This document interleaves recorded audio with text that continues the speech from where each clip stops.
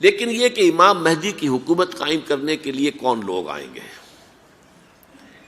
عرب جو ہیں وہ اندر سے کھوکھلے ہو چکے ہیں، عیاشی نے، دولت نے، پیسے نے، دولت، پیسہ، عیاشی، اس کی وجہ سے کھوکھلے ہو چکے ہیں۔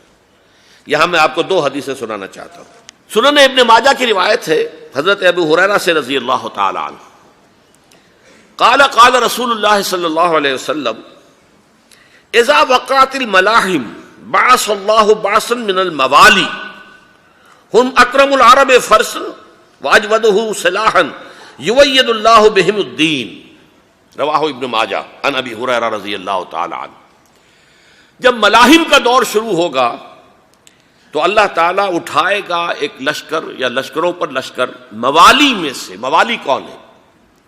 عربوں نے جب فتح کیا تھا اس پورے علاقے کو خلافت راشدہ کے دوران، اور پھر وہ لوگ جو ہے، ایک رائے تو یہ تھی کہ انہیں غلام بنایا جائے سارے آبادیوں کو، لیکن یہ کہ حضرت عمر کا اجتہاد تھا، اس کے مطابق جو ان کو غلام نہیں بنایا گیا تو وہ موالی کی حیثیت رکھتے ہیں۔ عربوں میں دم نہیں ہے، موالی میں سے لشکر اٹھیں گے کہ جو در حقیقت حضرت مہدی کی حکومت کو قائم کرے گے۔ دوسری حدیث سنیے، عن عبداللہ ابن الحارث رضی اللہ تعالی عنہ، اور یہ ابن ماجہ کی روایت ہے، قال قال رسول اللہ صلی اللہ علیہ وسلم یخرج الناس من المشرق فیوطئون للمہدی یعنی سلطانہ، لشکر نکلیں گے، لوگ آئیں گے مشرق سے، اور وہ حضرت مہدی کی حکومت کو جمائیں گے اور قائم کریں گے۔ اب ذرا نوٹ کیجئے کہ جزیرہ نماء عرب کے مشرق میں کون سے ملک ہیں؟ تین: ایران، افغانستان، پاکستان۔ یہ تین سالڈ مسلم ممالک، مسلم آبادی اکثریت۔ ویسے تو یہ کہ آگے ہندوستان میں 20 کروڑ مسلمان ہیں، لیکن وہ 20 کروڑ جو ہے وہ تو 80 کروڑ کے اندر تحلیل ہو جاتے ہیں غیر مسلموں میں، لیکن یہاں جو معاملہ ہے یہ غالب اکثریت کے وہ۔ ان میں سے ایران کا معاملہ جہاں تک ہے، نمبر 1 یہ کہ وہ شیعہ عقائد کے حصار میں بند ہے، اس سے ادھر ادھر ہونا اس کے لیے ممکن نہیں۔ حدیث میں یہ بھی آتا کہ اصفہان سے 70,000 یہودی دجال کا ساتھ دیں گے۔ لیکن بہرحال خراسان ایک صوبہ ہے افغانستان کا اس وقت بھی، شمال مشرقی کونے میں، مجھے امید ہے وہاں سے خیر کی، کیونکہ خراسان کا لفظ وہاں پہ شامل ہے، اور حضور کی حدیث میں بعد میں آپ کو سناؤں گا کہ خراسان سے فوجیں چلیں گی جو یروشلم کو دوبارہ حاصل کریں گی، فتح کریں گی۔ جیسے پہلے یروشلم کھویا عربوں نے تھا، دوبارہ حاصل کیا تھا کرد نے، کرد خون صلاح الدین ایوبی رحمۃ اللہ علیہ، ایسے اب پھر عربوں نے کھویا ہے، لیکن لینے والے خراسان سے لشکر آئیں گے۔ یخرج من خراسان رایات سود لا یردها شیء حتی تنصب بإیلیا، خراسان کے علاقے سے کالے علم لے کر لشکر چلیں گے جن کے رخ کو کوئی موڑ نہیں سکے گا جب تک کہ وہ جا کر یروشلم میں نصب نہ ہو جائے۔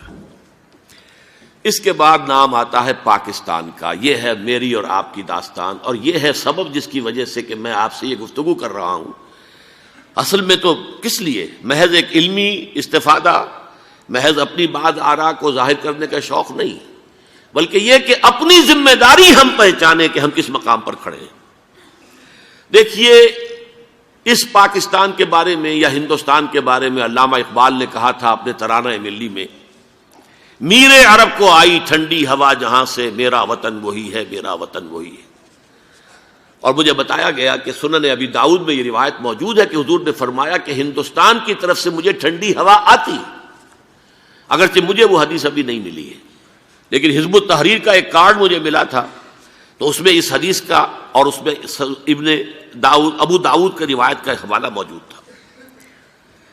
لیکن میں جو چیز آپ کو بتا چکا ہوں وہ یہ کہ الف ثانی کا پورا تجدیدی کارنامہ اس ہندوستان کی سرزمین میں ہوا۔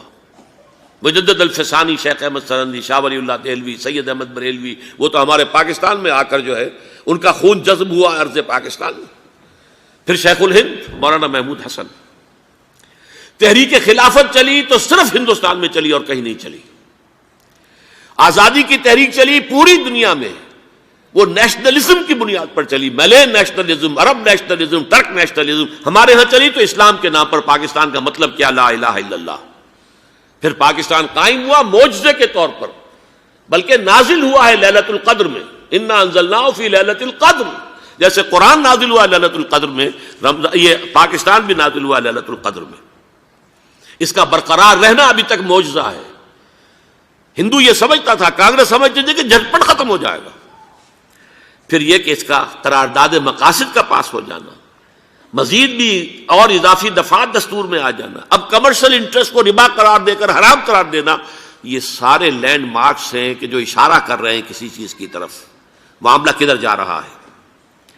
پھر یہ کہ یہ جو 14ویں صدی کے مجدد تھے شیخ الہند، اس کے بعد سے کچھ ایسی شخصیتیں عظیم پیدا ہوئی ہیں ہند میں، جن کو میں سمجھتا ہوں کہ 14ویں صدی کے مجدد اور 15ویں صدی کے مجدد کے درمیان یہ 15ویں صدی کے مجدد کی راہ کو سیدھا کرنے والے، جیسے کہ حضرت یحییٰ نے کہا تھا میں تو آنے والے کا راستہ سیدھا کر رہا ہوں حضرت عیسیٰ کے لیے، ایسے ہی 15ویں صدی کے لیے امام مہدی کے لیے راستہ صاف کرنے والے سب سے پہلے علامہ اقبال، جنہوں نے اسلام کا تصور دین کی حیثیت سے دوبارہ زندہ کیا ہے، ورنہ اسلام ایک مذہب کی شکل اختیار کر چکا تھا.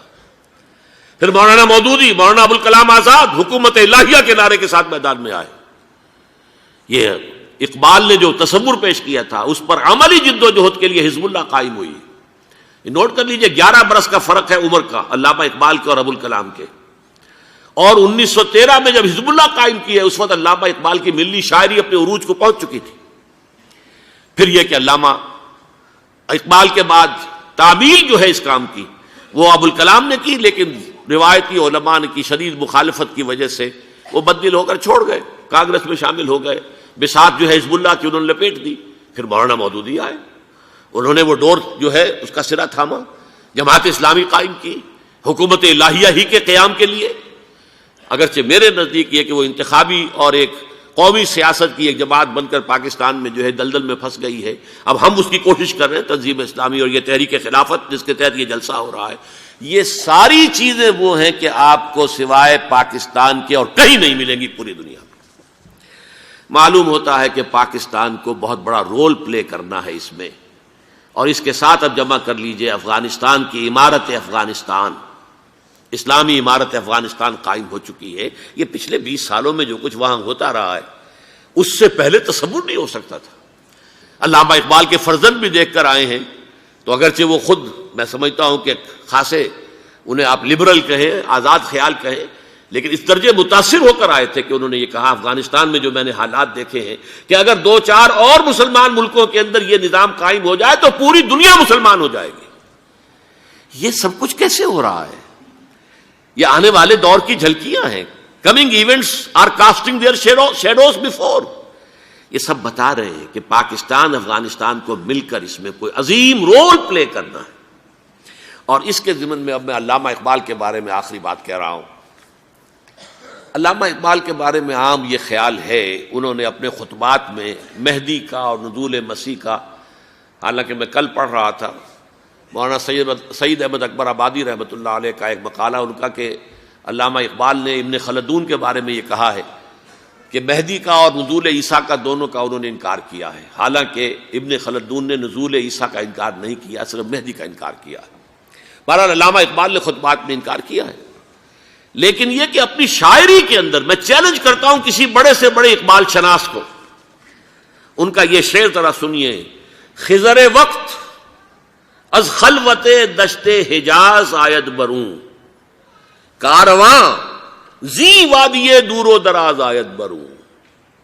خضر وقت، امام وقت، رہنمائے وقت، قائد وقت، خلوت دشت حجاز، حجاز کی صحرا کی کسی خلوت گزینی سے نکل کر باہر آئیں گے. میں حیران ہوتا ہوں علامہ کے اس فکر پر اور اس مصرے پر. یہاں انہوں نے شیعہ اور سنی دونوں کے کانسیپٹ جمع کر دیے.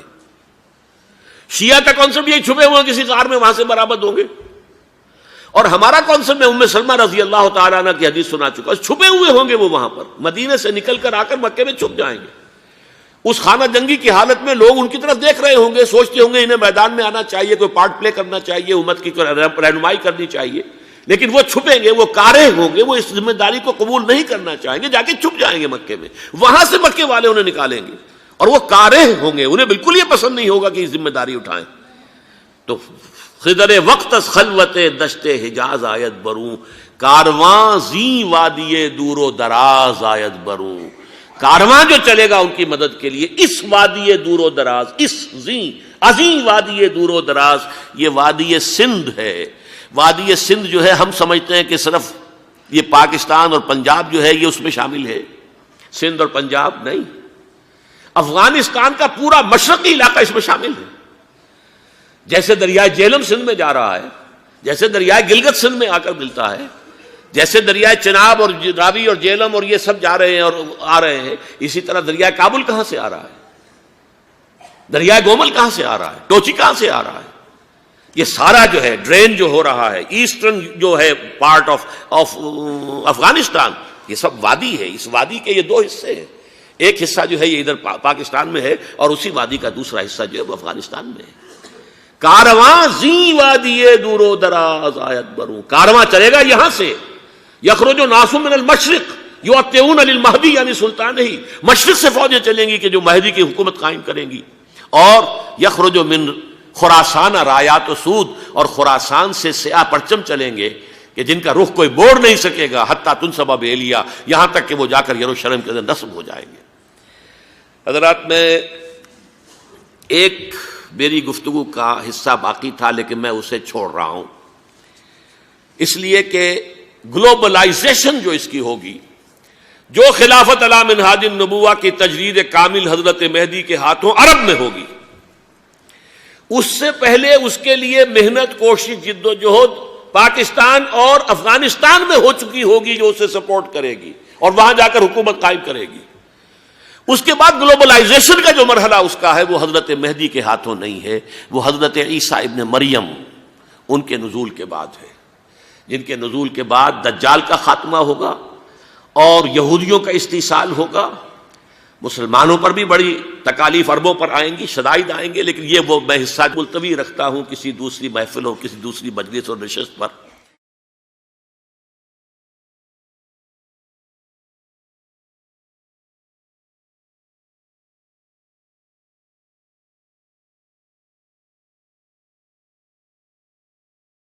دسویں صدی عیسوی کے بعد سے وہ نفرت کا دھارا صلیبی جنگوں کی شکل میں عالم اسلام پر ٹوٹ پڑا، اور اس کے بعد حال ہی میں جو فتح انہوں نے حاصل کی، نوٹ کر لیجئے کہ جہاں تک پروٹیسٹنٹ مذہب کا تعلق ہے وہ تو پہلے سے ان کی جیب میں تھا۔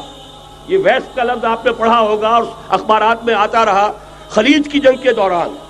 ویسٹ ایک تو کہتے ہیں یہ بھیڑ جو کاٹ جاتی ہے، منہ سوج جاتا ہے، ایک یہ ویسٹ مخفف ہے، وائٹ اینگلو سیکسن پروٹیسٹنٹس، سب سے پہلے یہود نے انہیں شکار کیا، اپنا اعلی کار بنایا۔ یہی وجہ ہے، آپ کو معلوم ہے 1917 میں انگریزوں کے ذریعے سے انہیں یہ اجازت ملی کہ فلسطین میں زمینیں بھی خرید سکتے ہیں، جائیدادیں بھی خرید سکتے ہیں۔ بالفور ڈیکلریشن، انگلستان کا وزیر خارجہ تھا جس نے کہ یہ اجازت دلوائی ہے، ورنہ یہ کہ خلافت عثمانیہ جب تک قائم رہی ہے، خلیفہ عثمانی ترک خلیفہ نے اجازت نہیں دی، اس لیے کہ حضرت عمر رضی اللہ تعالیٰ عنہ نے، یہ بھی اب تاریخ کی ایک حقیقت بیان کر رہا ہوں جو شاید بہت سے حضرات کے علم میں نہ ہو، کہ جب یروشلم کے عیسائیوں نے سرنڈر کیا ہے یروشلم، حضرت عمر آئے ہیں، تشریف لائے ہیں مدینہ منورہ سے چارج لینے کے لیے، اس وقت جو ٹریٹی لکھی گئی ہے، جو معاہدہ ہوا ہے، اس میں وہاں کے یہودیوں، یہاں کے عیسائیوں نے طے کرایا تھا کہ یہاں آپ یہودیوں کو آباد ہونے کی اجازت نہیں دیں گے۔ یہودی آ سکتا ہے، زیارت کر سکتا ہے، اپنے مقامات مقدسہ کو آ کر دیکھ سکتا ہے، یہاں آباد نہیں ہو سکتا۔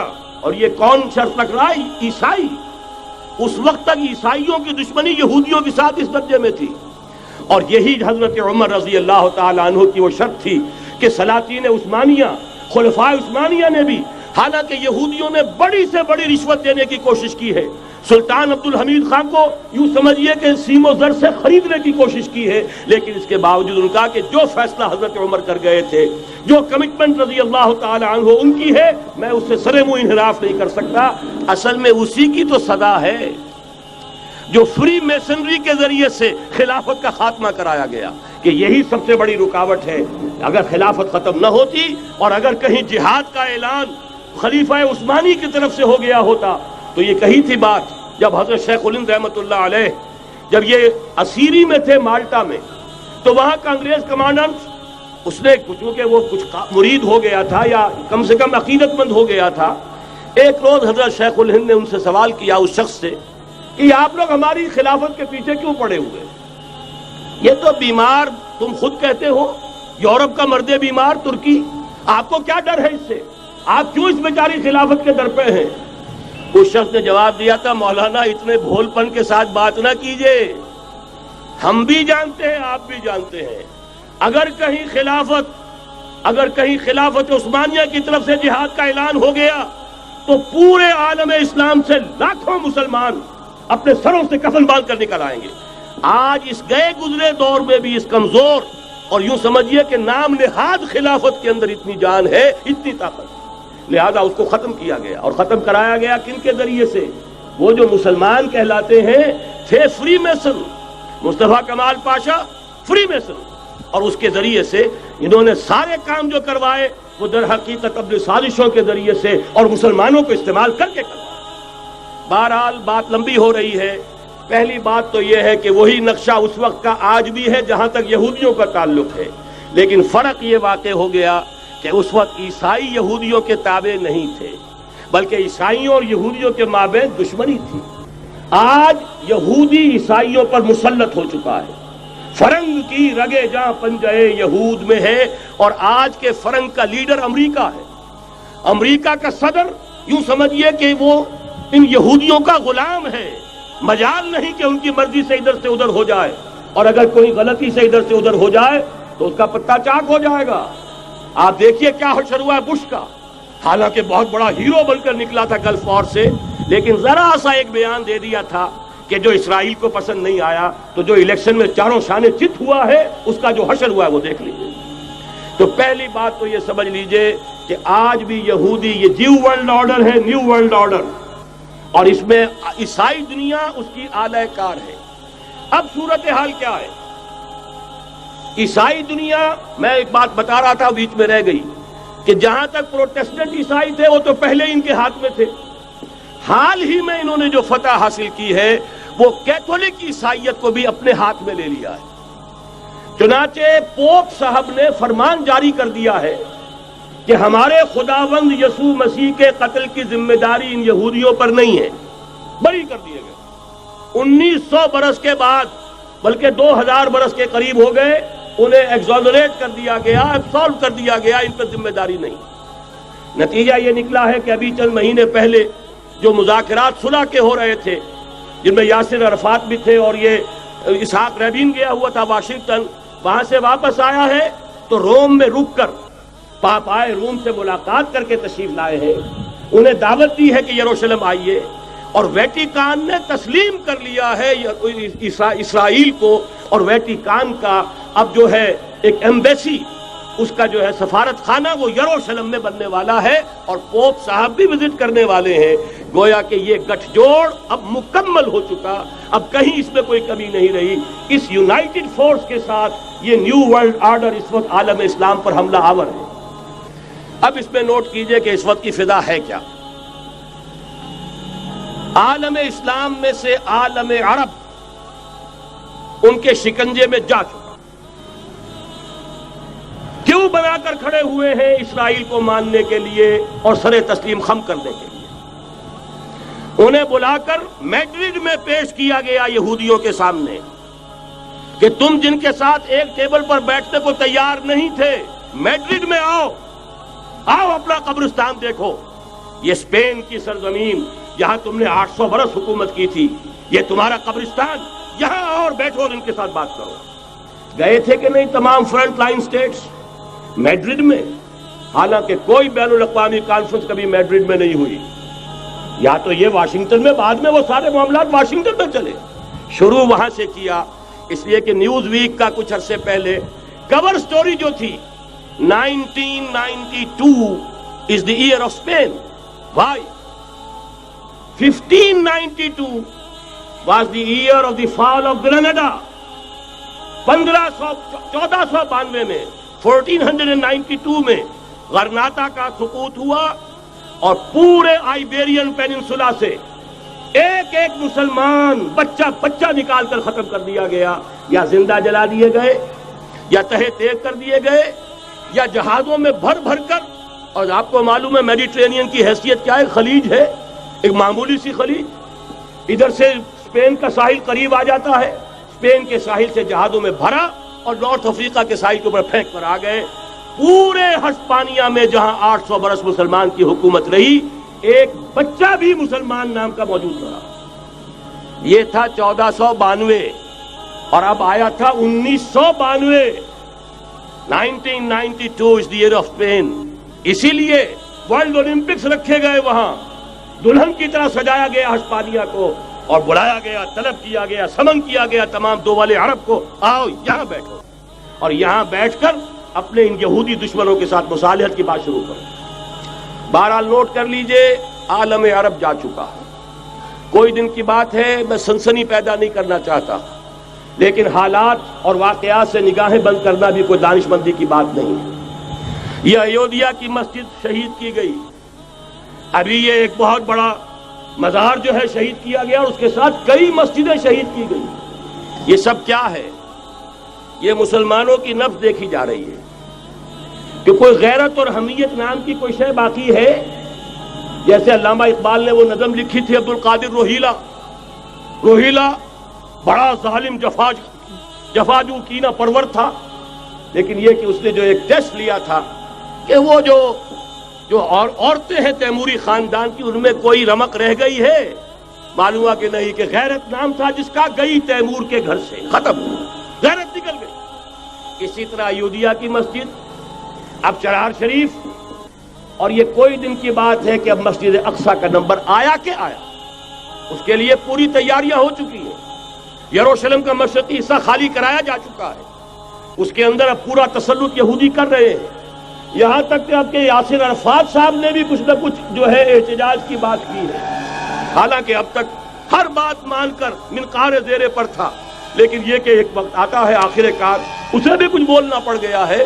لیکن یہودی اب پیچھے قدم ہٹانے والا نہیں ہے.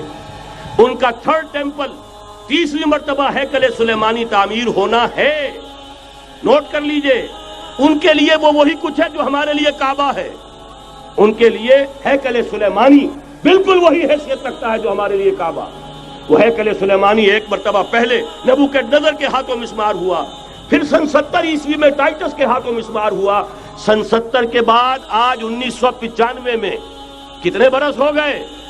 پورے 1925 برس ہو گئے کہ ان کا کعبہ زمین بوس پڑا ہوا ہے. اب تک تو ان کا بس نہیں تھا، اب تو بس ہے کہ نہیں؟ اب ان کی حکومت ہے کہ نہیں؟ اب شاہ حسن ہو چاہے شاہ حسین، ان کے نوکر اور چاکر ہیں یا نہیں؟ اب انہیں ڈر کس کا ہے؟ لہذا کوئی دن کی بات ہے، مسجد اقصیٰ شہید ہوگی اور ٹیمپل کی تعمیر شروع ہوگی. یہ تو بہرحال ایک نقشہ ہے. اگلا نقشہ آپ کو بتانا چاہتا ہوں، ایک دوسری تصویر ہے. یہ تصویر ہے زمینی، ایک تصویر ہے آسمانی. وَمَكَرُوا وَمَكَرَ اللَّهُ وَاللَّهُ خَيْرُ الْمَاكِرِينَ.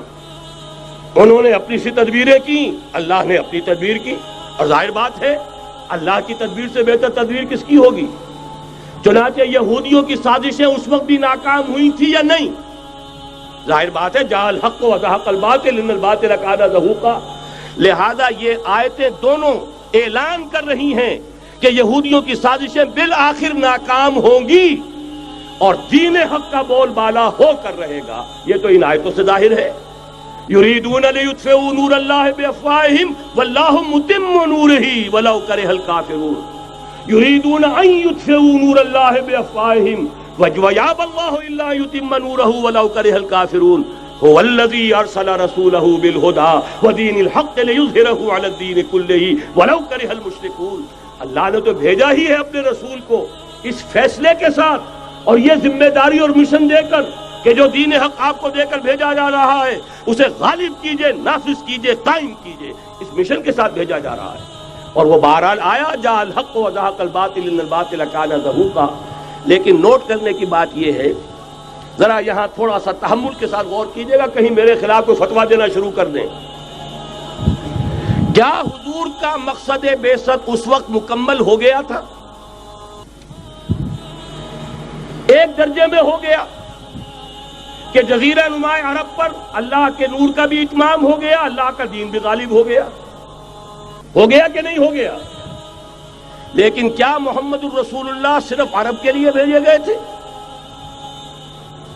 قرآن کہتا ہے ببانگ دہل وما ارسلناک الا کافۃ للناس بشیرا ونذیرا، اے محمد صلی اللہ علیہ وسلم ہم نے نہیں بھیجا ہے آپ کو مگر پوری نوع انسانی کے لیے بشیر اور نذیر بنا کر۔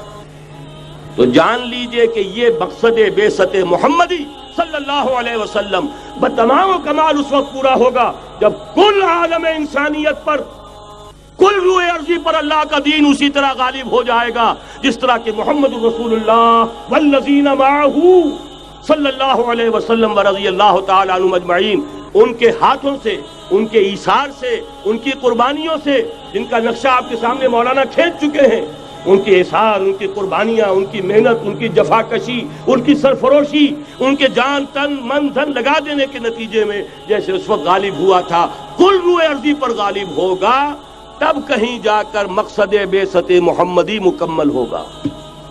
یہی وجہ ہے اقبال نے کہا تھا وقت فرصت ہے کہاں، کام ابھی باقی ہے، نور توحید کا اتمام ابھی باقی ہے۔ لیکن ساتھ ہی خوشخبری بھی دی تھی، یہ چمن معمور ہوگا نغمہ توحید سے، آئے گا وہ دور، یہ چمن معمور ہوگا نغمہ توحید سے، لازماً آ کر رہے گا۔ هي الحلقات تحفظني بآيات من القرآن، هي الحلقات تملأني بحب المصطفى